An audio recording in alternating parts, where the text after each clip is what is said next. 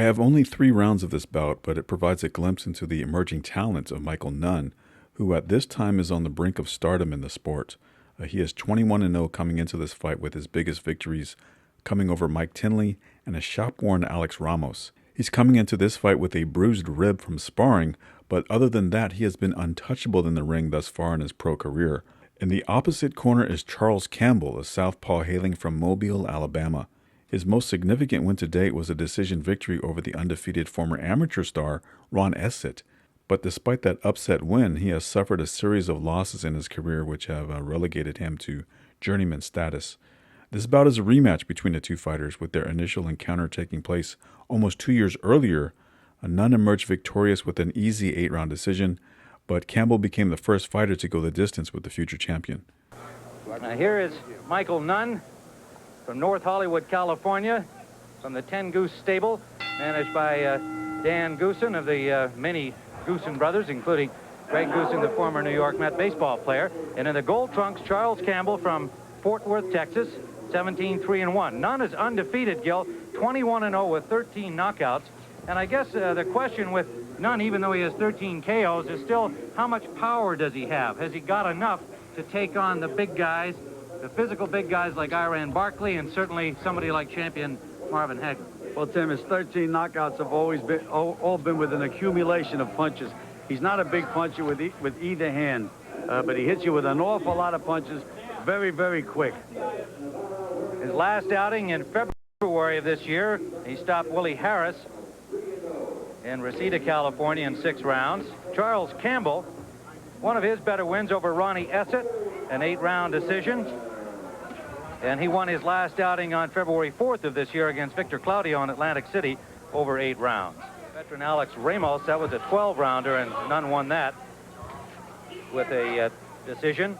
And Jorge Amparo, who last night gave Iran Barkley all he could handle through a 10-round fight here in Las Vegas. Amparo lost in 8, a decision to Michael Nunn back in 1985. So Nunn has the more experienced and tougher opponents behind him on his record and is undefeated, 21-0. Tim, everybody on the West Coast is impressed with Michael Nunn. He's their hottest fighter. They're looking for him to win a world championship.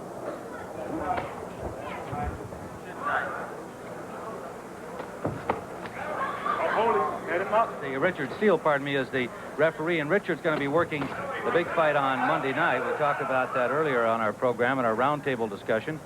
Very respected referee, and he'll be the man, the third man in the ring with Hagler Leonard on Monday night. You have to watch Michael Nunn's footwork. He's very, very quick. Gets out of the way. He's very, very hard to hit. It's like fighting Mercury or Quicksilver.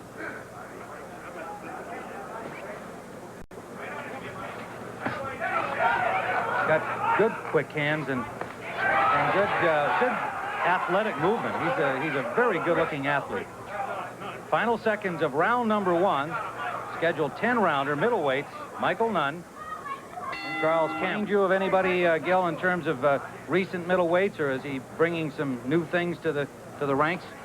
Tim, he reminds me of a fighter that was an Olympic champion. I believe it was 132 pounds. Grew up to be a middleweight, undefeated fighter for a long time. His name was Ronnie Harris, and it was very difficult for him to get fights because, I mean, he was so quick.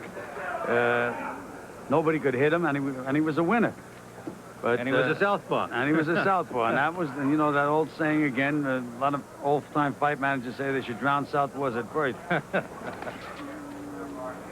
Now, Campbell certainly hasn't been intimidated to this point early in the fight by the punching power of Nunn. That, as we have commented, has been somewhat the reservation, shall we say. I hesitate to use the term knock on Nunn, but it has been the reservation about how far he can go in the middleweight ranks.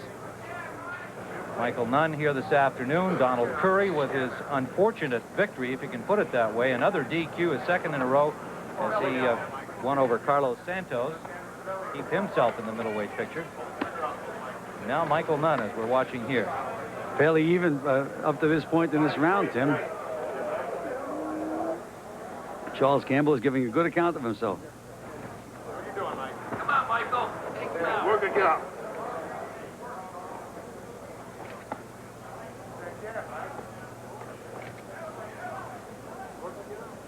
Michael Nunn's created a lot of excitement among California boxing fans, and certainly in the Goosen family, because they have that outstanding and exciting fighter, Frankie Duarte, made that tremendous comeback, wound up losing a very disputed decision against Bernardo Pinango, and Californians hope that the Goosens will get another opportunity for Duarte and have Michael Nunn in the middleweight picture. Well, we'll be back with rounds 8 and 9 of this middleweight bout when we return in just a moment.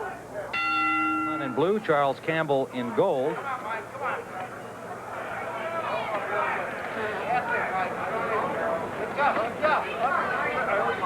No, Tim, we watched rounds 1 and 2, and you'd think this was round 3 watching Michael Nunn and Charles Campbell. They're both full of pep. They both still have the same speed, haven't lost anything.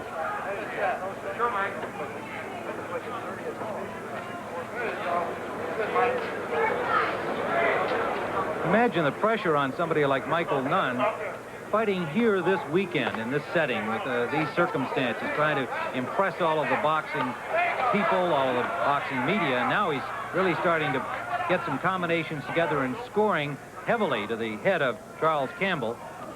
It's important not only that he win the fight, but he's got to impress everybody doing it. That's right, Tim. That is a tough job. You know, they say win at any cost, but sometimes you just have to let it all hang out, gamble. You have to impress the people. This is entertainment, whether they understand it or not. We're not in amateur boxing. Solid combination there. He brought a left uppercut, kind of an upward hook, and then followed right behind it. He's got very fast hands.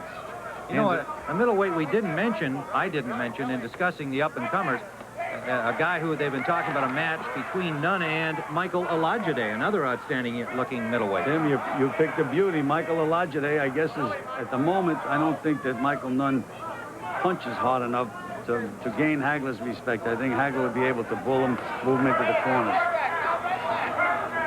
Hagler, of course, should he beat Sugar Ray Leonard, would consider, as he said publicly, staying on in order to tie the number of title defenses established by the former middleweight champion Carlos Monzon of Argentina. He hasn't asked Bertha, Tim. That's right, Bertha, his wife. And our condolences to Bertha on the death of her mother last weekend. Fine Hagler family. Well, that's the end of the 8th round. Michael Nunn and Charles Campbell, and we'll come back with the 9th round in a moment. Charles Campbell in gold, Michael Nunn in the blue trunks. 9th round scheduled for 10.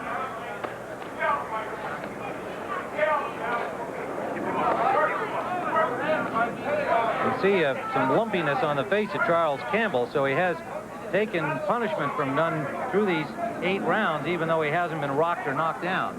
Tim, he's been hit an awful lot of clean punches, and a lot of them right on the button. And so far, he's still there.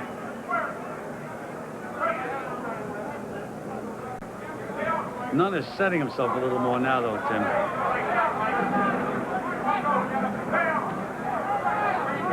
Look at those punches, right on the button. Wow, and down he goes, Charles Campbell. First time in the fight, most impressive flurry by Nunn. He didn't miss any of those. They were all right on the button.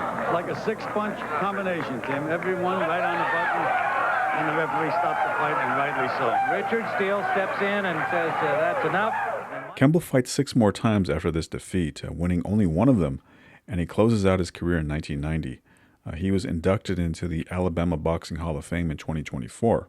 Meanwhile, Nunn is a little over a year away from a star-making performance when he defeats Frank Tate to win the IBF middleweight title.